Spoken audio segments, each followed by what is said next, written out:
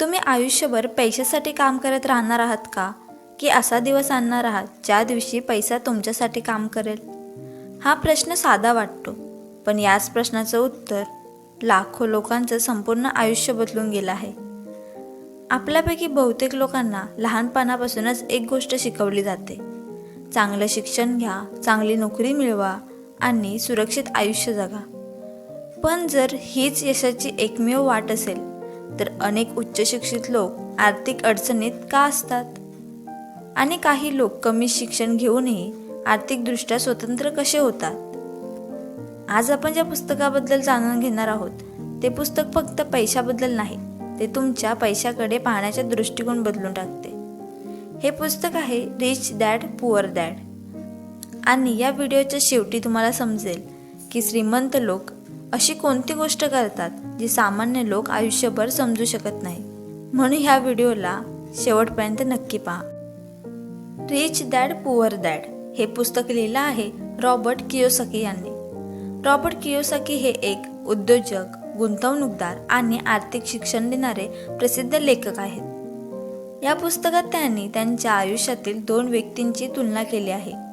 पहिले म्हणजे त्यांचे स्वतःचे वडील, ज्यांना ते पुअर डॅड म्हणजेच गरीब वडील म्हणतात.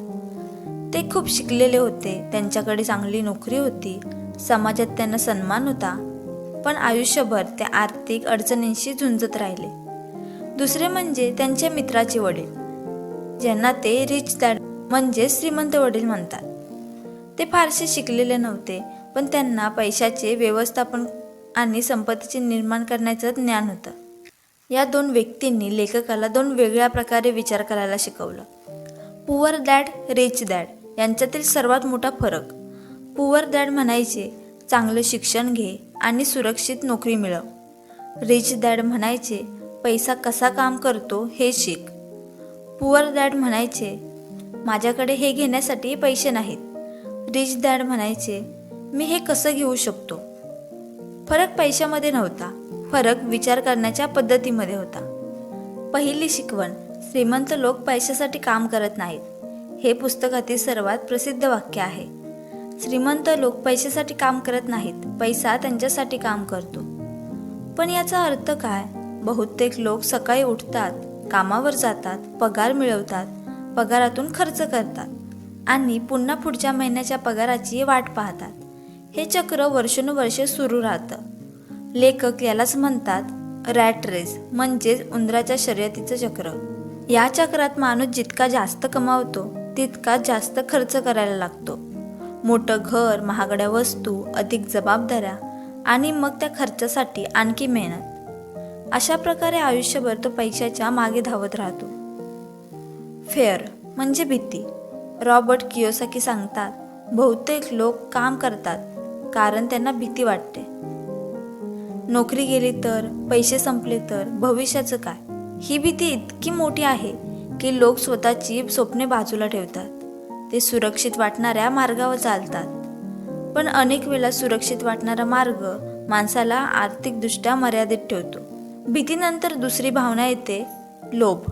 अजून पैसा हवा, अजून वस्तू हव्यात, अजून प्रतिष्ठा हवी आणि मग माणूस अधिक कमावतो, पण त्याच वेळी अधिक खर्चही करतो. अशा प्रकारे तो त्याच रॅट रेसमध्ये अडकून राहतो. आर्थिक स्वातंत्र्याची सुरुवात कुठून होते? लेखक सांगतात, आर्थिक स्वातंत्र्याची सुरुवात जास्त पैसे कमवण्यापासून होत नाही. ती सुरू होते फायनान्शियल एज्युकेशन म्हणजेच आर्थिक शिक्षणापासून. कारण पैसा कमावणं आणि पैसा टिकवणं या 2 वेगळ्या गोष्टी आहेत. अनेक लोक भरपूर पैसा कमवतात, पण योग्य आर्थिक ज्ञान नसल्यामुळे तो पैसा टिकवू शकत नाहीत. आता या पुस्तकातील सर्वात महत्त्वाचा घटक: ॲसेट म्हणजे अशी गोष्ट जी तुमच्या खिशात पैसा आणते. कॅश फ्लो म्हणजे पैशाचा प्रवाह. लेखक सांगतात, तुम्ही किती कमवता हे महत्त्वाचं नाही, महत्त्वाचं आहे तुमचा पैसा कुठे जातो. जर उत्पन्नापेक्षा खर्च वाढत असेल तर जास्त कमाई असूनही आर्थिक ताण निर्माण होतो.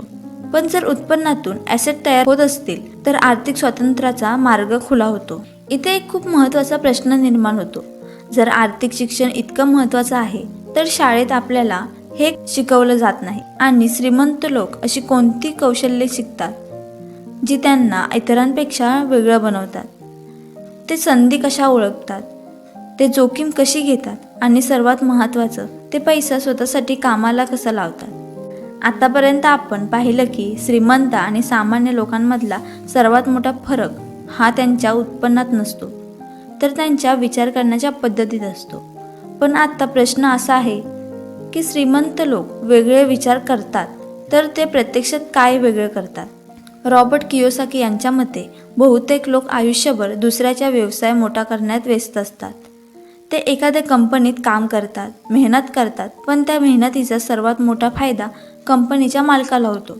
त्यामुळे लेखक एक अत्यंत महत्त्वाचा सल्ला देतात, माइंड युअर ओन बिझनेस, म्हणजे स्वतःचे आर्थिक पायाभरणी तयार करा. याचा अर्थ असा नाही की प्रत्येकाने नोकरी सोडून व्यवसायच करावा. याचा अर्थ असा आहे की तुम्ही कोणतेही काम करत असाल, पण त्यासोबत अशी मालमत्ता तयार करा जी भविष्यात तुमच्यासाठी उत्पन्न निर्माण करेल. कारण आर्थिक स्वातंत्र्य पगारातून नाही, नियोजनातून मिळते. पुस्तकातील पुढची शिकवण आहे, द रिच इन्व्हेंट मनी, म्हणजे श्रीमंत लोक पैशाच्या संधी निर्माण करतात. सामान्य माणूस एखाद्या अडचणीकडे समस्या म्हणून पाहतो, पण श्रीमंत व्यक्ती त्याच अडचणीत संधी शोधतो. लेखक सांगतात की संधी प्रत्येकाच्या आयुष्यात येते, पण त्या ओळखण्यासाठी आर्थिक ज्ञान आणि वेगळा दृष्टिकोन आवश्यक असतो. म्हणूनच श्रीमंत लोक सतत शिकत राहतात. ते नवीन गोष्टी समजून घेतात, ते त्यांच्या विचारांवर काम करतात आणि त्यामुळे त्यांना न दिसणाऱ्या संधी दिसू लागतात. फक्त पगारासाठी काम करू नका. रॉबर्ट कियोसाकी सांगतात, work to learn, don't work for money, म्हणजेच फक्त पगारासाठी काम करू नका, शिकण्यासाठी काम करा. अनेक लोक निवडताना फक्त पगार पाहतात, पण लेखक सांगतात असं काम निवडा जिथे तुम्हाला नवीन कौशल्य शिकता येईल, संवाद कौशल्य, व्यवस्थापन, नेतृत्व, लोकांशी संबंध निर्माण करण्याची कला, कारण ही कौशल्य भविष्यात तुमच्यासाठी मोठ्या संधी निर्माण करू शकतात. भीतीवर विजय मिळवणं का महत्त्वाचं आहे? आता एक महत्त्वाचा प्रश्न, जर आर्थिक स्वातंत्र्य मिळवता येत असेल तर बहुतेक लोक तिथपर्यंत पोहोचत का नाहीत? कारण त्यांना भीती वाटते. अपयशाची भीती, लोक काय म्हणतील याची भीती, पैसे कमवण्याची भीती. रॉबर्ट कियोसाकी सांगतात, भीती हा प्रत्येकाच्या आयुष्यात असते, पण यशस्वी लोक आणि इतर लोकांमध्ये फरक एवढाच असतो. यशस्वी लोक भीती असूनही पुढे जातात. आळस नेहमी स्पष्ट दिसत नाही. लेखक एक वेगळी गोष्ट सांगतात, आळस म्हणजे फक्त काहीच न करणं नाही. काही लोक खूप व्यस्त असतात, पण स्वतःच्या आर्थिक भविष्यासाठी वेळ देत नाहीत. ते सतत कामात व्यस्त असतात, पण पैशाबद्दल शिकायला, नियोजन करायला, नवीन कौशल्य शिकायला वेळ काढत नाहीत. आणि हेही एक प्रकारचा आळस आहे, शंका आणि स्वतःवरचा अविश्वास. पुस्तकात लेखक सांगतात, अनेक लोकांमध्ये क्षमता असते, पण त्यांना स्वतःवर विश्वास नसतो. ते सतत विचार करत राहतात, हे माझ्याने होईल का? मी अपयशी झालो तर? आणि हे विचारच त्यांना थांबवतात. पण ज्यांनी स्वतःवर विश्वास ठेवला, ज्यांनी शिकणं सुरू ठेवलं, त्यांनीच आर्थिक स्वातंत्र्याचा मार्ग तयार केला. श्रीमंत लोक आणि सामान्य लोकांमधला खरा फरक. श्रीमंत लोक पैशासाठी आयुष्यभर धावत नाहीत. ते पैसा कसा काम करतो हे समजून घेतात. ते उत्पन्नापेक्षा ज्ञानाला जास्त महत्त्व देतात. ते खर्च करण्यापेक्षा मालमत्ता तयार करण्यावर भर देतात. आणि म्हणूनच काळ जसा पुढे जातो तसे त्यांचे पैसे वाढत राहतात. या पुस्तकाचा सर्वात मोठा संदेश, रिच डॅड पुअर डॅड हे पुस्तक एक गोष्ट वारंवार सांगतं, तुमची सध्याची आर्थिक परिस्थिती तुमचं भविष्य ठरवत नाही. तुमचा विचार करण्याचा दृष्टिकोन तुमचं भविष्य ठरवतो. जर तुम्ही पैशाबद्दल शिकायला सुरुवात केली, जर तुम्ही योग्य आर्थिक सवयी तयार केल्या, जर तुम्ही तुमच्या भीतीवर मात केली, तर तुम्ही तुमचं आर्थिक भविष्य बदलू शकता. कदाचित आज तुमच्याकडे खूप पैसा नसेल, कदाचित तुमची सुरुवात साधी असेल, पण लक्षात ठेवा, प्रत्येक श्रीमंत व्यक्तीची सुरुवात कधीतरी साधीच होती. फरक एवढाच होता की त्यांनी पैशाकडे वेगळ्या नजरेने पाहायला सुरुवात केली.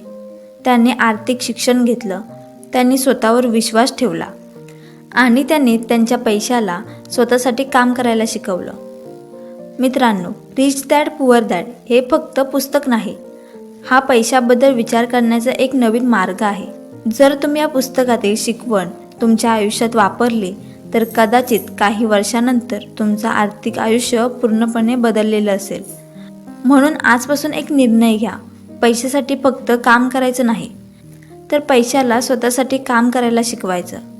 जर ही व्हिडिओ तुम्हाला आवडली असेल तर लाईक करा, कॉमेंटमध्ये सांगा या पुस्तकातील तुम्हाला सर्वात महत्त्वाची शिकवण कोणती वाटली. आणि अशा जगप्रसिद्ध पुस्तकांची सखोल मराठी सारांश पाहण्यासाठी चॅनलला सबस्क्राईब करा.